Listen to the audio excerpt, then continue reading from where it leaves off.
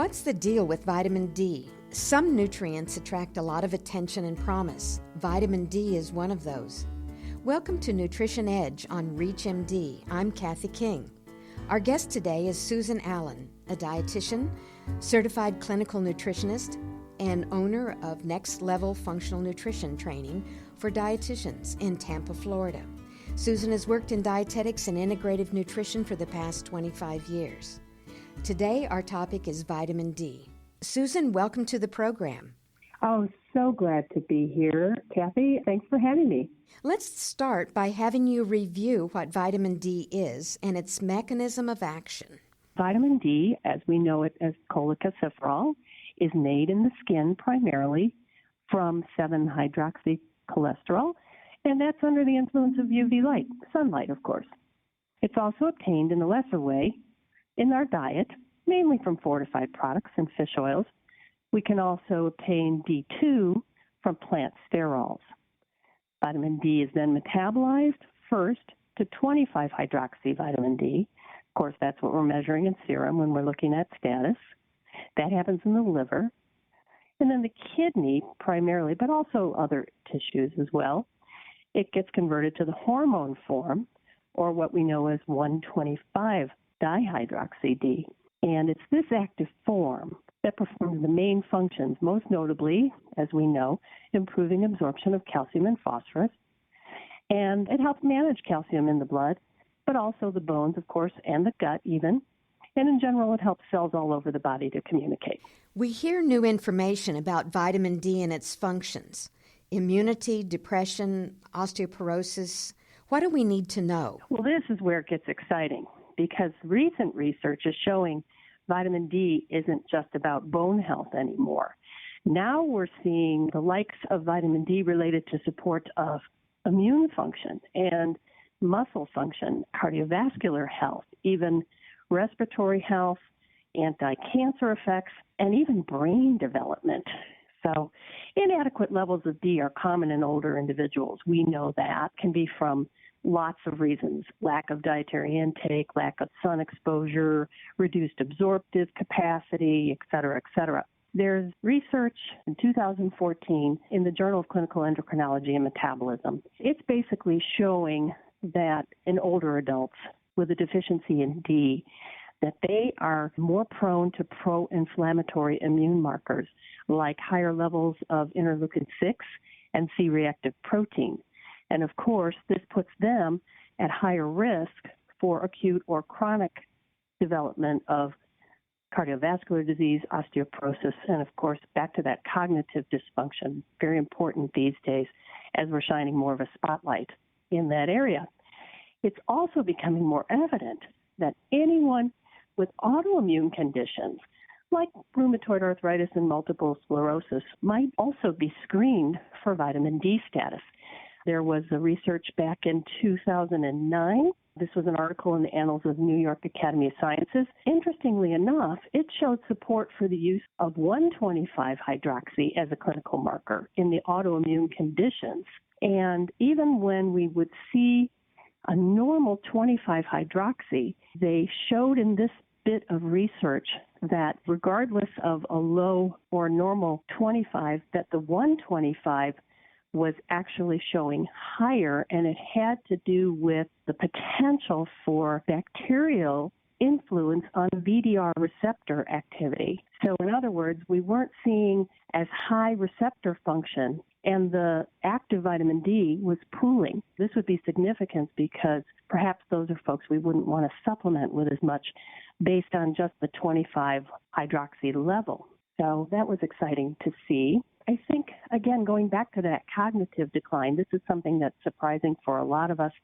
There's two recent studies in 2015, large prospective studies, that indicate low vitamin D concentrations are placing, especially the older population, at risk for cognitive decline. Now, of course, we need more research, and that's to really confirm that supplements are going to help with cognition. But I think that's a pretty exciting area. And the last thing that's new is a possible connection between vitamin D and COPD. This was also research done in 2015. And keep your eyes posted on that because, again, more research is needed to determine the clinical application of supplements, but that's very promising as well. Now that you've mentioned supplements, can you talk to us just for a second about what excess symptoms look like? Well, I'll tell you, the vitamin D toxicity is extremely rare.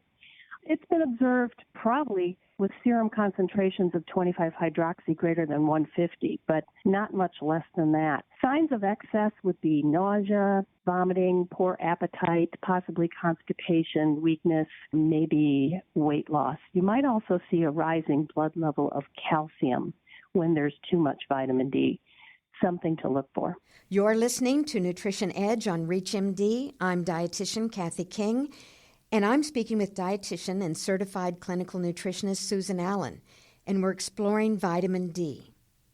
Susan, I know diets are individualized, but what are general nutrition guidelines for increasing a person's vitamin D intake or exposure using natural sources? Fat-soluble vitamin D is naturally present in very few foods. Unfortunately, it is added, it's fortified to certain foods. And of course, it's available as a dietary supplement. But first off, we have to know that getting exposure to sun is a good idea. That's our primary route. Not enough to burn, of course. We don't want to have an increase for a risk of skin cancer, but about 15 minutes of direct sun daily usually does it for most people. What we do have to remember, though, is sunscreen will block this, and it ultimately decreases one's ability to obtain vitamin D from sun. So we do look at dietary sources as well, fatty fish like salmon and sardines, also certain mushrooms like portobello, and to a lesser extent egg yolks. Egg yolks got a bad rap a long time ago. I think that myth is mostly dispelled these days, but still these food sources aren't the mainstay in everyone's diet, so it's hard to get enough. We do look at fortified products like milk, certain cereals, some cheeses, and juices to provide vitamin D, although the amount there is usually just enough to prevent rickets and other bone disorders. Also, there's two forms of vitamin D that are used in fortification, that's vitamin D2 and vitamin D3, and research is showing us that the vitamin D2 form is less optimal than the vitamin D3, so one really needs to double-check the ingredient list to see, and it should be listed there which form is used. What level of supplementation is usually recommended? It's interesting because we used to be very conservative with our amounts. 400 units a day was sort of the general amount that we recommended, and as we research this further, we see that more is generally necessary. However, I think lately in the last few years, we've maybe overstepped the area, and I see some of my colleagues generally recommending 5, even upwards to 10,000 units a day. The research is, though, pretty much showing that 800 to 1,200 units a day is more effective than 400 for sure, and that only in high-risk individuals, and probably just for a short period of time to replete, anything above 1,200, possibly 2,000 a day, is probably not even as effective as the current recommendations, 800 to 1,200 a day. Can you summarize 3 to 4 points that you want us to remember about vitamin D? Vitamin D is more than just about bone health. That's the biggest, most important thing there. And we can't always get enough from food or sun, even especially as we get older. And what I hadn't mentioned earlier is we're learning much more about genomics these days and single nucleotide polymorphism, which are gene defects, which makes some people more vulnerable to vitamin D receptor activity or vitamin D metabolism. So as we evolve in that specialty, we can maybe better determine who's at higher risk. Lastly, because more research needs to be done on testing techniques and on supplementation in general, it's wise not to exceed more than 2,000 units a day on a regular basis for supplementation, except under certain circumstances of increased risk, and maybe then only under supervision of the doctor or the qualified nutritionist. Susan, thank you for your nutrition insight on this very important nutrient. I want to thank you for being here. And thanks for having me. Our guest has been dietitian and certified clinical nutritionist Susan Allen. We've been discussing vitamin D. I'm Kathy King, and you've been listening to Nutrition Edge on ReachMD. Be sure to visit our website at reachmd.com featuring podcasts of this and other series. Thank you for listening.